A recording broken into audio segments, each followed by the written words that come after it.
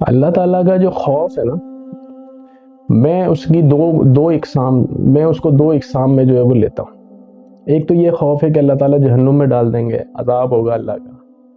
ایک خوف وہ ہے جو میرے حساب سے جو اللہ سے محبت رکھتے ہیں نا، ان کے اندر ہونا چاہیے کہ اگر مجھ سے اللہ دور ہو گیا تو میرا کیا ہوگا۔ اس کو خوف اس بات کا ہو کہ میں جو عمل کر رہا ہوں، جو اللہ کو ناپسند ہے، اگر یہ عمل میں نے کر دیا اور یہ گناہ میں نے کر دیا تو مجھ سے اللہ کی دور تو نہیں ہو جائے گا، اللہ کی رحمت میرے اوپر بند تو نہیں ہو جائے گی، اللہ کہیں مجھ سے جو ہے وہ مجھے میرے حال پہ ہی تو کہیں نہیں چھوڑ دے گا۔ تو یہ محبت آپ کی ہونی چاہیے، یہ آپ کا اللہ کی طرف خوف ہونا چاہیے کہ اللہ کی دوری کا خوف آپ کے اندر آ جائے۔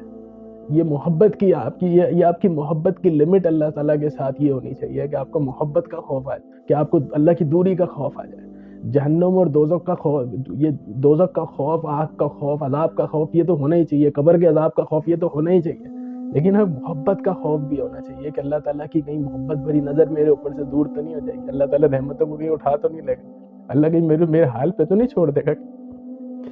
پھر میں کیسے جاؤں گا، کہاں جاؤں گا پھر میں۔ وہ خوف ہونا چاہیے، وہ ایک اللہ تعالیٰ سے محبت کرنے والے انسان کا نا وہ خوف ہونا چاہیے کہ اللہ مجھ سے دور نہ ہو جائے گا، میں جو گناہ کرنے کا سوچ رہا ہوں، جو انٹینشن ہے نا میری، یہ گناہ کروں، اس کے بعد اللہ مجھ سے ناراض تو نہیں ہو جائے گا،